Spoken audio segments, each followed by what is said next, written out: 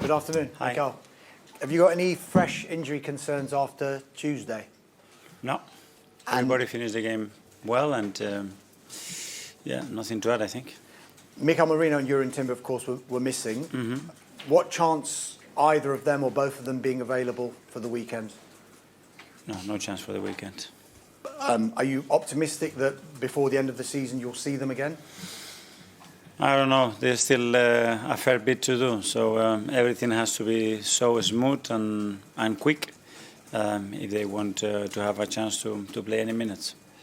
Before we get into West Ham, I just want to ask you about the Champions League finals. Paris Saint-Germain, now you know who your opponents will be. It was a semi-final, of course, last season, one of those what might have been moments for Arsenal. Has that lingered with you at all, and does it almost make it the perfect final for Arsenal? It's what it is. We knew the level of the opposition that we had to face, either way, Bayern Munich or PSG. We know the quality that they have, and that's it. But obviously, we are as well very confident that when we get to that moment, we're going to deliver what we need to do. Mikel, you said you'd never experienced anything like that atmosphere that you did on Tuesday. Can you put into words how powerful that emotion, that unity can be now for the final 4 games of this season?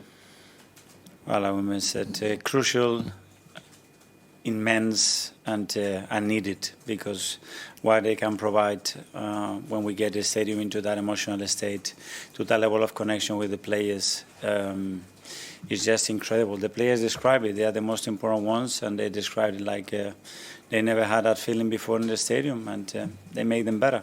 With that atmosphere that was there, after the game and in the few days after it, the celebration police has been out.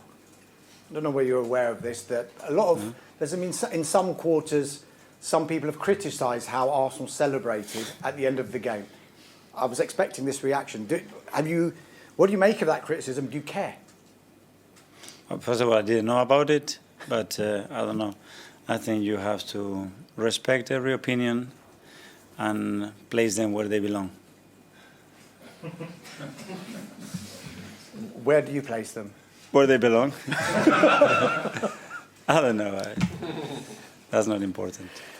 You said last week you've got siege mentality in your makeup.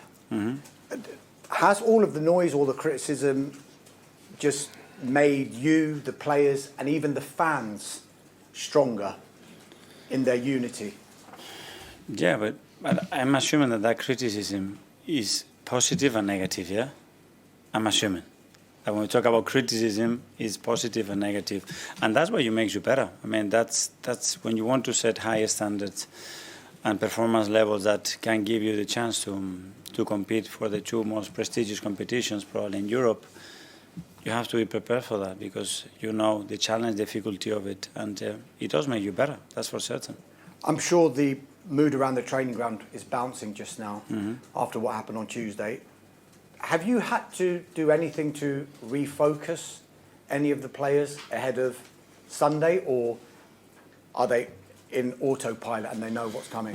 We talked immediately after the game, and this is great. What a moment. We earned it. We will have time to prepare and get ready for that final. But now the focus, the attention, the detail, the energy, everything has to be put into West Ham. There is nothing else there, and we made it very clear.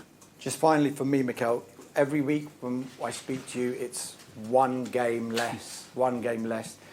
You are so close now. Thanks God, because if it's 1 game more...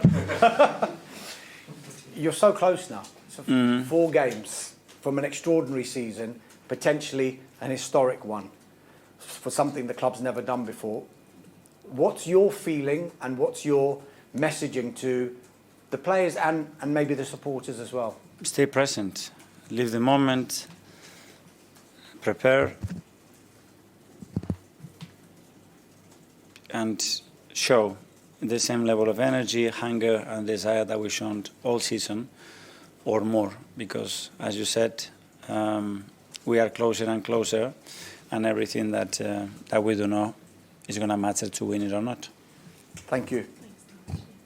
Hi. Hi, Mikel. Good afternoon. Can I please ask you about Miles Skelly against Fulham with the first team, first time we started in midfield, played well against Atletico as well. Can you talk us through the timing of the decision and how confident you had in him before those games, in this position? I think it's been a process of probably understanding him better, him understanding as well the standards that are required when you play or don't play that much at this level, to understand the reasons why you play or not play as well. And then he's been exceptional. His attitude, the way he's been training, the way he's been supporting the boys when he hasn't played, and he's given us every sign to think that when we were going to give him the chance, he was going to respond in the manner that he's done it.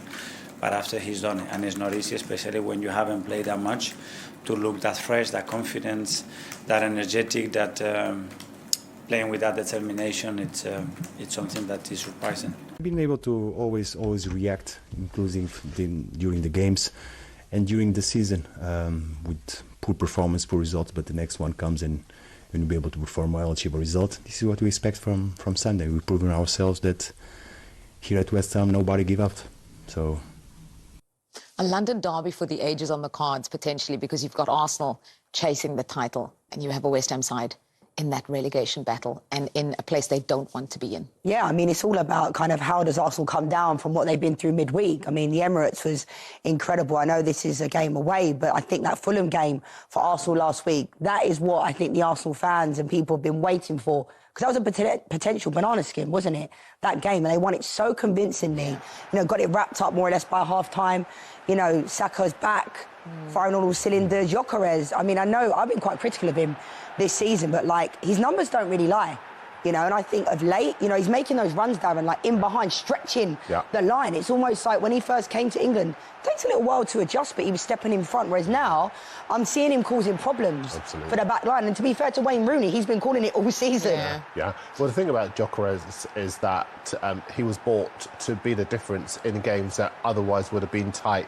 If you think about his recent run, 9 goals in his last 12 games, more than any other player during that sequence, which stretches back to January, and he's showing where that money has gone. He hasn't been spectacular, but he has scored nearly 20 goals for Arsenal this season. I agree with Leanne. I think as far as he is concerned, he is a big part of the reason why they are now within touching distance. Probably his best performance in an Arsenal jersey was that Fulham game. I'm wondering from an Arsenal perspective if this has been their best week, certainly a best 24 hours with what happened on Monday night and then Tuesday going through to a first Champions League final in 20 years. I think it is. They didn't expect what happened on Monday night. None of us did, especially when Man City took control of the game. But then they had to come down again to be able to be focused on the Atletico Madrid game, and they were able to retain that focus. Now they're in one final and they are within touching distance of a double that nobody believed would be possible midway through the season or during that period where they were dropping points, losing momentum, running out of hope. Questions were swirling around about Mikel Arteta and his future at the club.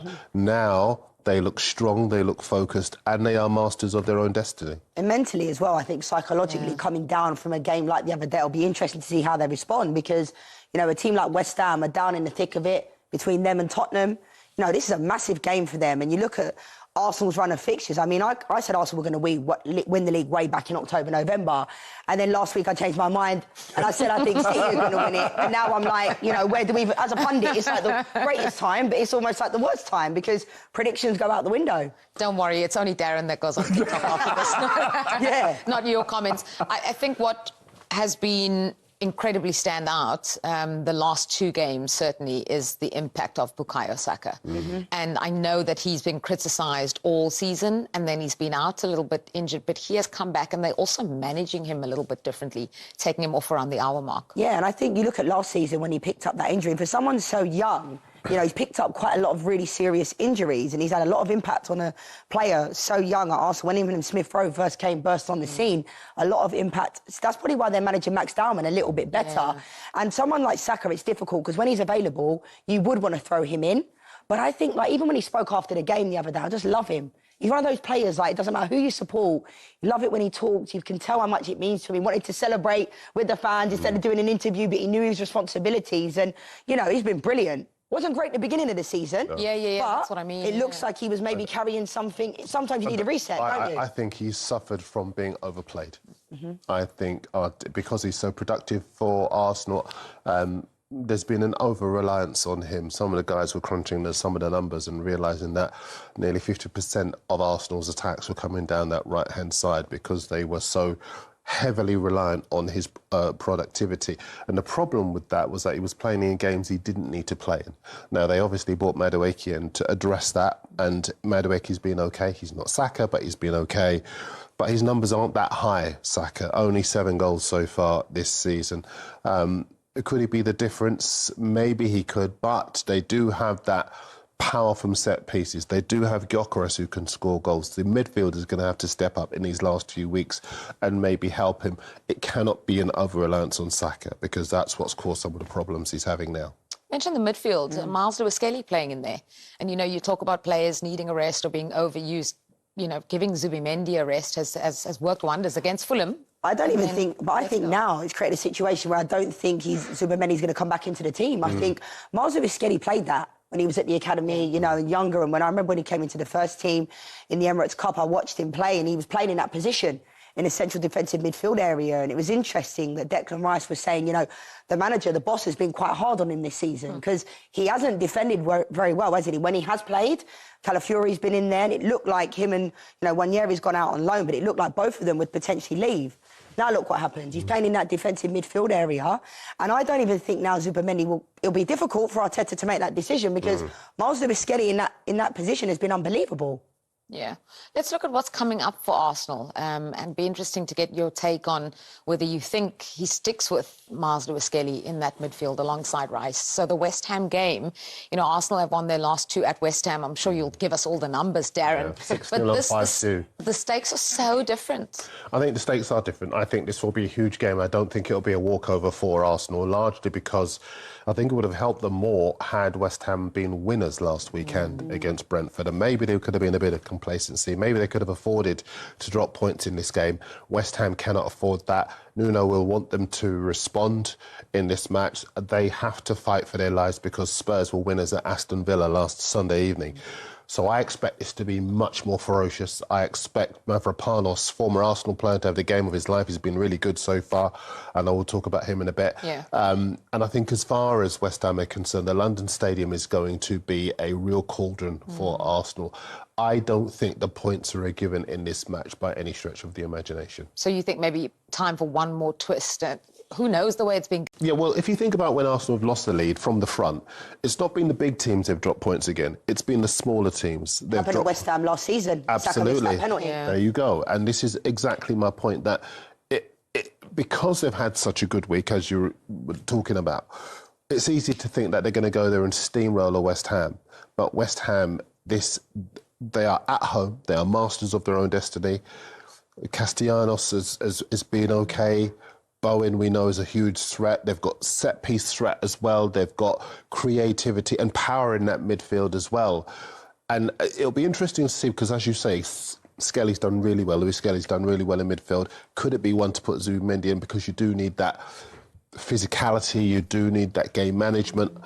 It will be a big decision for Arteta West to make. Ham as well, and not kind of rolling over. I know last week 3-0 against Brentford, but Mavropanos scores that own goal. Then he scored a goal. Obviously, it was chalked off through VAR, but they are still creating opportunities. There was an opportunity they hit the post. They're not just kind of. I think the fans will be delighted with the fact they're going down with a fight. Although they'll be disappointed, they're at least fronting up a little bit. Absolutely, and Brentford right. are a top side. They hit the post 3 times in this match. Mavropanos was lucky to have a goal ruled out for offside. Unlucky to have a goal ruled out for offside. Mavropanos in the second half of the season has been outstanding. During the first half of the season, it was a bag of nerves, and you could see why they were where they have been. But when you need people to step up, he has done exactly that. Yeah. There's an argument for saying that Brentford were a little bit lucky, but the table doesn't lie. No. And West Ham are feeling the effects of a really poor first half of the season, but they've stabilised, and at home they've been very, very good, undefeated in their last 6. So I don't think this is going to be a straightforward 3 points for Arsenal at all. There's been an upturn since maybe January, and you mentioned those new signings come in. Only 3 losses in their last 11, and they went unbeaten through April with wins over Wolves, with Mavropanos, who you've mentioned. He got a double on that night. He also scored an equaliser against Manchester City. With Crescencio Somerville having had that purple patch, but the goals have dried up, they're finding a way to get goals from other players. It's been spread around the team. That's absolutely right. And I think that's why this is going to be such a tricky match for Arsenal, because Somerville was poor last weekend against Brentford. Bowen wasn't his normal attacking, creative, cutting-edge self. There were so many players who underperformed in that match. I expect them to respond in this match. And I think most of all, Mavropanos, because he is the colossus, if you like, at... God, if I'm Mavropanos watching this, I'm thinking you're thinking he's Ronaldo.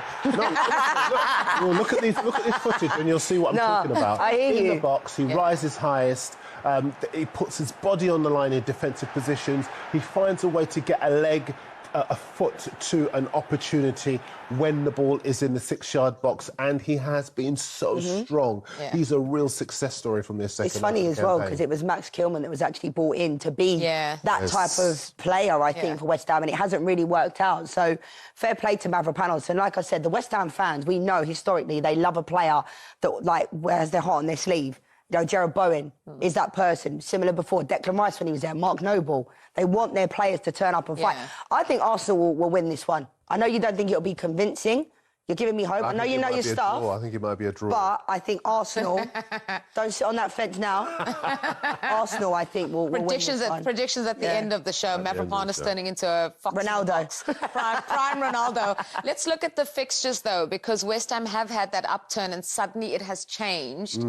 And this is the relegation battle between Spurs and West Ham between now and the end of the season. Who has it tougher? And Leeds with the part to play for both. I think it's tougher for West Ham, if I'm being honest, but the fact that Leeds have already kind of cemented, that was the one for me. When we're thinking about West Ham Leeds last day of the season, we were all thinking it would kind of be coming down to that, but Leeds have kind of done so well. Do you know what? I know Spurs got the result against Villa, but they've just been so poor, haven't they? Like, they've just been so poor, Darren. I'm not convinced by Spurs still. No. I think West Ham, for me, I think Leeds are beatable. I think everybody beats Chelsea at the moment. They are so poor right now. 6 games in a row they've lost. Everton at home as well. End of the season, I think they will be on the beach and they might have their sunglasses on and their... I forgot what they were called for a second. Flip-flops on as well. I think West Ham stay up still. And Spurs down? Yeah. Ooh. Is Rodri available for tomorrow? We'll see this afternoon. You said recently he was getting back towards his best form. How much have you had to alter your plans with him not being available the last couple of games? Well, we have survived without him for many months. Make a little bit problem of that. Still, he doesn't feel completely comfortable, and when he will be ready and fit and come back, we'll see this afternoon, hopefully tomorrow. So we'll come back. That second half against Everton got rather chaotic, conceding three goals in that second half. How much did you miss his experience and influence? No, it not depends on him. The goals we concede does not depend on if Rodri was not there. We give away, but not because Rodri was not there. Hi, Pep. Just on Monday, obviously a difficult experience for Mark Gay. How has he responded since? Make a top game, he knows, make a mistake, but it's part of the game. So a part of that, he make a top game.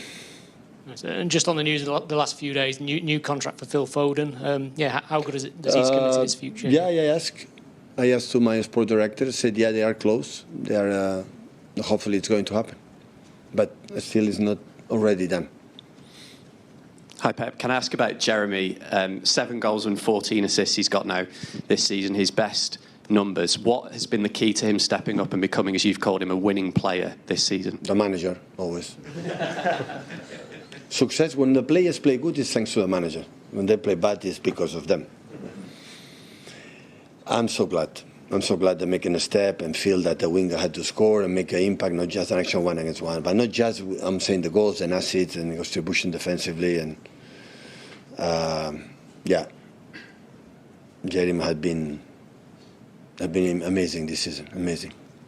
And can I ask about the women's team as well this week? They've won the title for the first time in 10 years. How special is that for everyone, and have you followed their season this year? Huge compliment on behalf of the first team, men first team.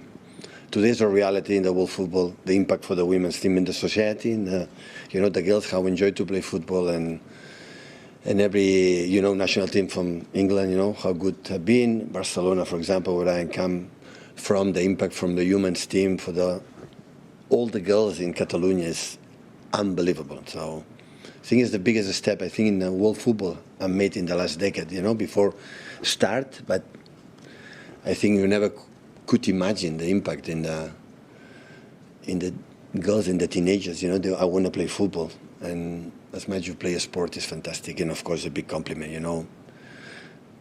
What Chelsea has done have been top in the last many years, winning six leagues, and we break, and they make a big compliment for all of them, for the manager, for all the humans organization, and hopefully it's the first for many is going to come. Hi Pep. I got to see the first bit of training yesterday. As you know, Josko Guardiola was out there. I mean, how close is he to being back available for selection? Yeah, it's good. His training is still good. Have been many months. Many last season was the important player for us with many injuries and play all the games. So at the end the body says one moment is enough. But happy he's back. Hopefully he can help us in the last part of the season and make a good World Cup with Croatia. And next season we can have him again and his best, because he's an important player as a central defender, fullback. Can play different roles, so fast, so quick. Yeah, really good. Really good to have him back. Like Ruben as well. If we sustain what we've done for a large portion of this season in the last 3 games, then I think we can end the season with a really truly special outcome. We have got to go to Man City, we have got to go to Liverpool, and we've got a really difficult game against Crystal Palace at home, where nothing is ever easy against them. So that the tough games, and I genuinely don't take anything for granted, especially in this league. So Manchester City with that twist on Monday night in the title race, 3-3 at Everton, and I guess it showed once again the importance of Rodri in that team. Definitely. I mean, ultimately, when he got his injury, he was the best player in the world. And he's the type of player, I mean, as a number 10 where I played, I always appreciated someone behind me. And he almost, when you watch... Why? Tell us why. Yeah. Positionally, he's always in the right place at the right time, and it's not luck. I always knew if I had a good central defensive midfielder behind me, I had the freedom to kind of do what I wanted to do. So, Bernardo Silva, Foden, those types of players, when they're in there, they won't even have to look behind them, because they know Rodri will be in the right place. I mean, look, the recovery runs are just unbelievable from him as well. When he's not in the team, there's a massive gap. There's a massive difference. They concede more. And then this is him here. He's like a computer game.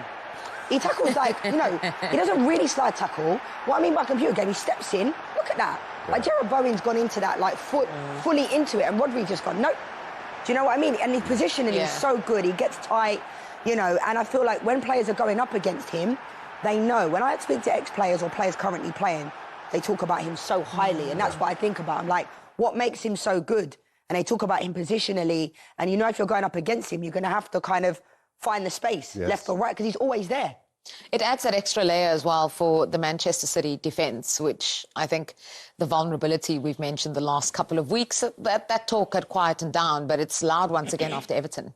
Yeah, absolutely. And if you think about all the teams that have won Premier League titles, they've always had somebody in midfield. Leicester had Kante, Chelsea had Kante, Chelsea before had Makaleli, Arsenal, Declan Rice and Zubimendi. Well, City are missing Rodri. Massively. They're missing his organisation, they're missing his game management, they're missing his ability to just calm things down around him, even his ability to grab late goals when the going gets tough. They are missing that. And if you think about this season, they've dropped, I think it's 17 points from winning positions. That's because he's not there. Because he is there, if he is there, he is somebody who will be able to calm things down, protect that back four, organise that shield in front of the back four to enable, as you say, the creative players to go forward and do what they do best. Yeah, let's look at the points drop from winning positions this season. You mentioned City on 17 when winning in the Premier League. In 2026, it's 12. Newcastle and Spurs can match that. That's not the City really we know. And how surprised were you guys about the results at Everton? Knowing Hill Dickinson is a tough place to go, but everyone kind of thought this is the time City locks in. Yeah, and I think we still expect that to be the case. I think when Doku scored, we expected it to be like a foregone conclusion, and then it wasn't. You know, you're looking at Everton coming into decent run of form, and that's an unbelievable finish from Doku as well. But, like, their fragility... I mean, Mark Gay, he makes this mistake, uncharacteristic from him because he's been unbelievable since going there, but it was a poor back pass. I think Kusanov's been good for them as well, but the fragilities were in those areas where, like you say, Darren, historically at City, they have players that kind of stand up and be counted during this moment. You know, formerly Vincent Kompany, Laporte when he was there as well. You know, Diaz is still there, but they're not at the same place. So, you know... What was interesting was it could have been a lot worse for City, but Everton switched off from the kick-off, which was unforgivable, really. And then at the end, they don't close down Doku well enough and they concede this peach of a goal. But the interesting thing about that collapse from City, it all came within the space of 13 minutes where they lost their heads. And again, if you've got a Rodri there, once that first goal goes in, you're able to just calm people down and stay in the game, and that's what they're missing. And that kind of points to the graphic we just showed with the points drop from winning positions, how they've struggled a little bit in second halves of the matches. Yeah, and I just wonder, you know, the run for City, 4 games in 15 days.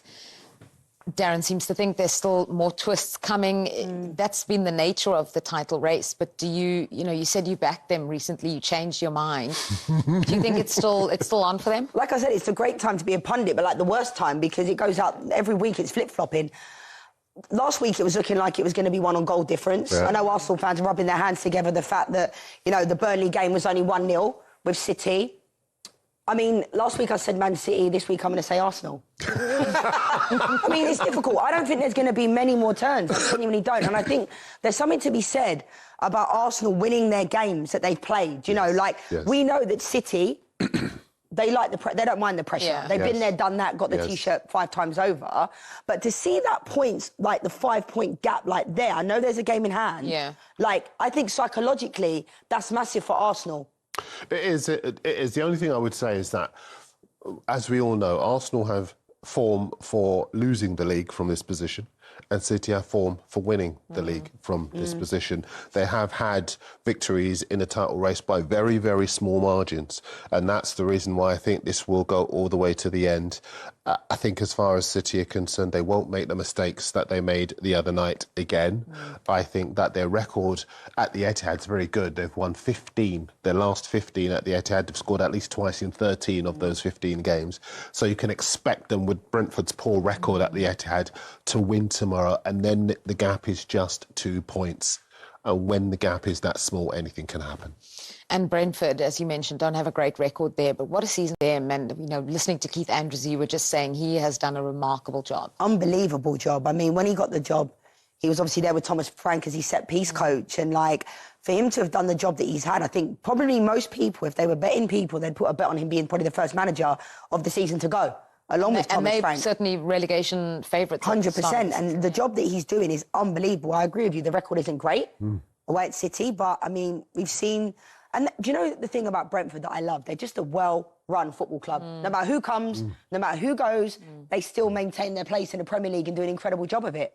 And, of course, and the recruitment, which we have praised endlessly, has brought up another top striker. And this is kind of a showdown in the Golden Boot race as well. With it really Haaland is, and because Thiago. Thiago, 22 goals, and he's made his way into the Brazil national team to be their main striker.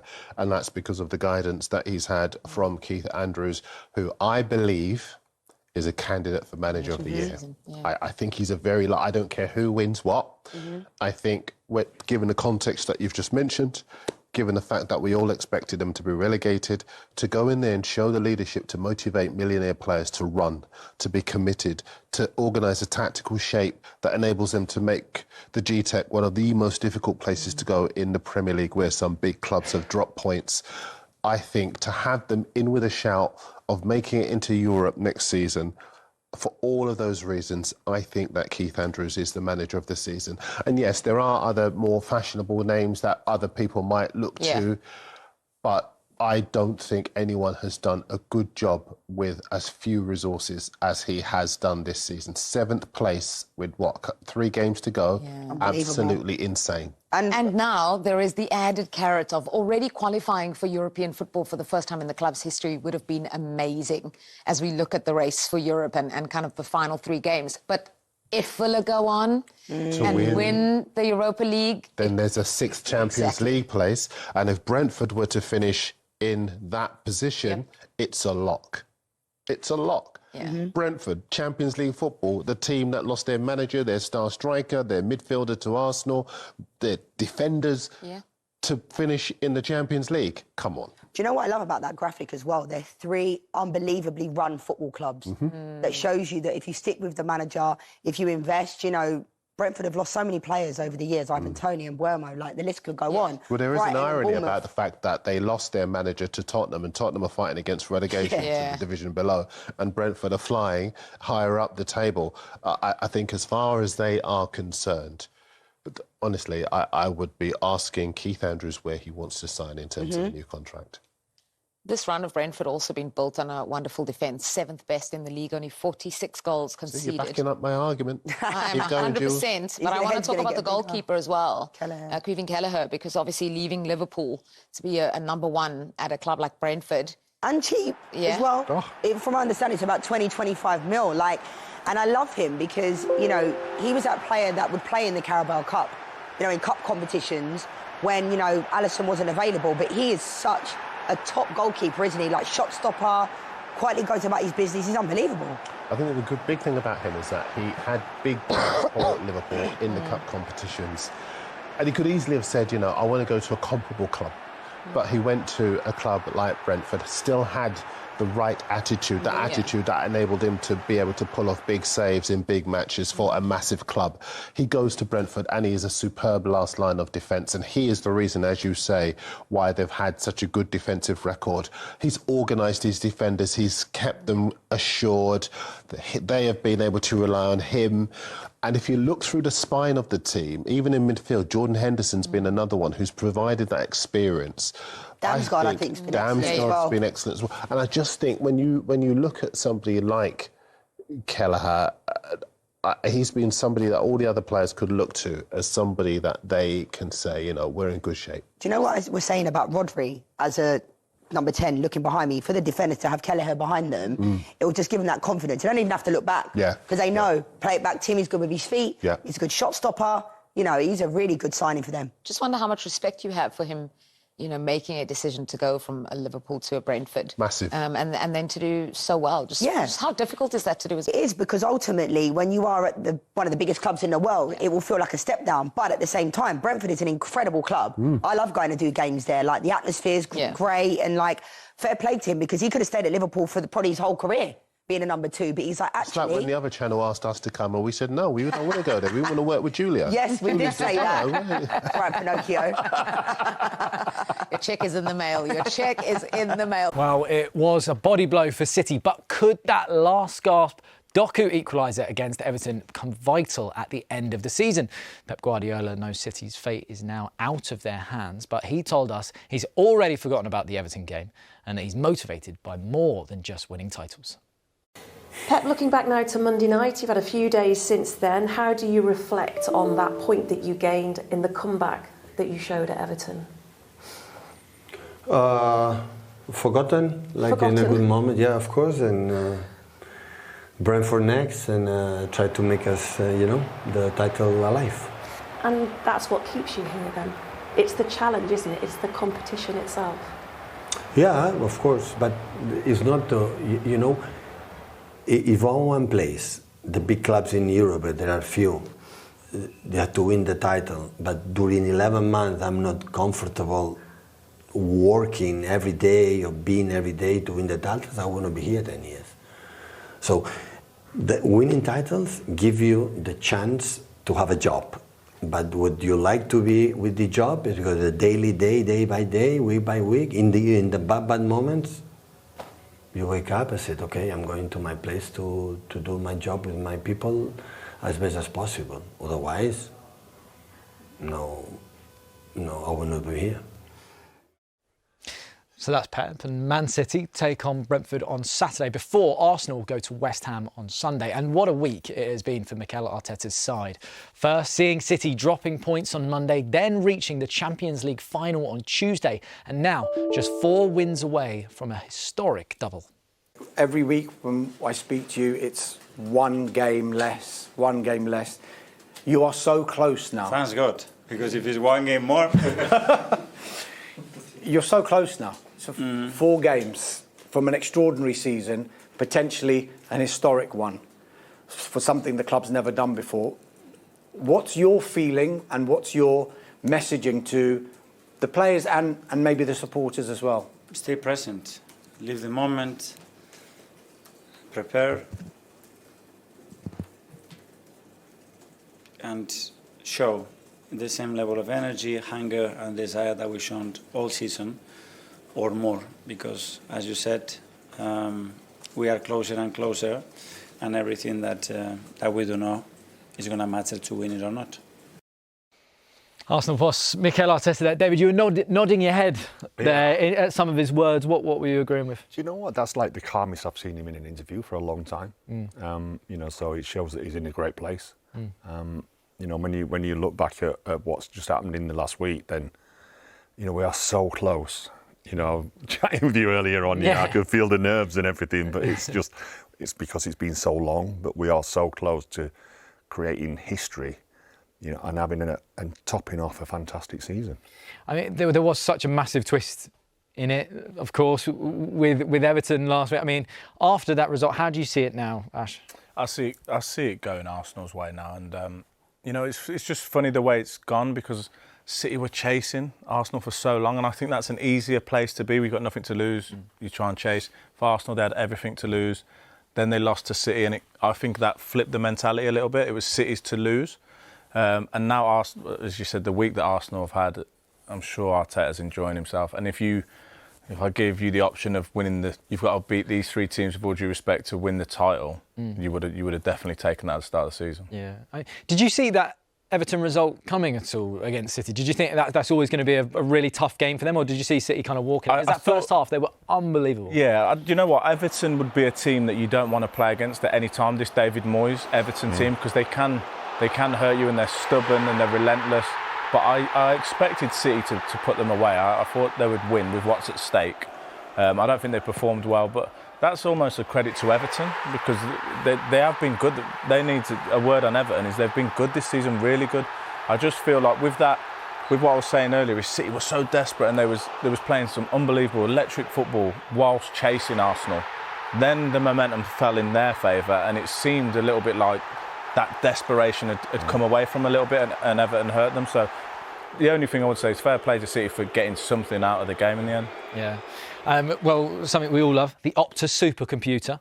Right? It's predictions, up and down, we'll say. Let's have a look what the supercomputer is saying now. Remember, this is taking all data and analysis into consideration.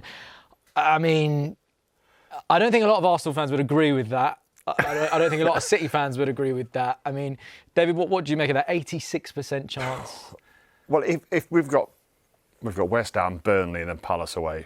Palace away is going to be, weird, because obviously Palace are playing 3 days later in the final. So that might be a totally different side. So if you're looking at that, and then City still to play Brentford at home at first. I'm not interested in City anymore. Because, really? You're because there? It's in our hands now. When you look at that, when you look at West Ham, Burnley, and Palace, well, Is that how you used to look at it as a player? Like in those title deciding games, did you ever look at the other side, or were you just like, no, we've just got to do it? Once if we were in the lead and we had it in our own hands, you just focused on yourself. And that was one of the things that Arsene Wenger did all the time while I was there. We hardly did any work on the opposition. It was all about us. It's interesting, you were talking about Palace as well in that final game. They've got obviously a Conference League final to play. Lots of fuss over the weekend as well in regards to Villa and the team that they played. This is what Oliver Glasner had to say. To be honest, if somebody criticizes, for me, sorry, I don't know if I can say this, that would be nonsense. Yeah. So it's just the last game, but there were 37 games played before. Yeah. So that means if another team on match day 25 rotated against City or Arsenal, they affected the title race as well. Yeah. So, and I'm not responsible for Arsenal and not responsible for Manchester City. I'm responsible for Crystal Palace, and I get paid for doing the best things for Crystal Palace and not for City and not for Arsenal. And I think this is why, again, I don't know what we're doing. Maybe we're playing the same lineup than we plan against Vallecano. But again, a league title is maybe just. It feels like it's decided on the last day what could happen, but at the end, it's the result of 38 match days, and at the end, everybody gets what he deserves. Ash, what do you make about that? Both of you were laughing. Playing the under-21s, guarantee. Maybe we'll play the same team. Yeah, all right. As professionals, like you can answer this, right? So, is there not an added aspect of they've got a final that they're going to play in 3 days later? Are you not thinking that maybe some of the players that are even playing in that game are playing for a place to play in a final? Yeah, and I don't think it will be a complete different 11. There'll be because now with all the data and the science involved in it, some players will need minutes in the tank in that game against Arsenal. Some won't. Some will need to come off the gas a little bit. So if there's any risks, I'm sure he won't play that player. Any important players that he feels he needs in the final, he won't risk them in that game. But some people will need certain amounts of minutes. What the sports scientists will say, this player needs 45 minutes, 60 minutes, whatever it might be, to perform at their best in the final, and they'll play. I do like his answer. I've got to be honest. He's saying I'm going to do what's best for my club, who pay me, and my supporters, and whatever else happens.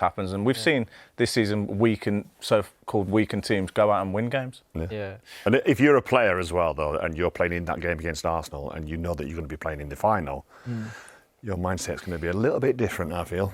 Yeah. Do you think it'll, I don't know, create a bit of unwanted chat a little bit around that game if it is a weakened, say, side? I'm sure it will, but for me, as as an ex-Arsenal player, I don't care. You win what's in front of you, right? You play what's in front of you, and you get the 3 points, you get the job done. That being said, talking about, obviously, they have to play Burnley as well and Palace. David, are you saying that this game against West Ham, this is the one almost for you? Yeah, I think this is going to be the hardest one, because obviously for what West Ham are fighting for as well. Yeah. Arsenal beat West Ham or get points off West Ham, it means Leeds are safe, mathematically. But yeah, it's still a big game for Arsenal because, obviously you've got the deck factor as well, even going back, so yeah, it's about getting the job done. Just keep them wins going and going and going, and put the pressure on City.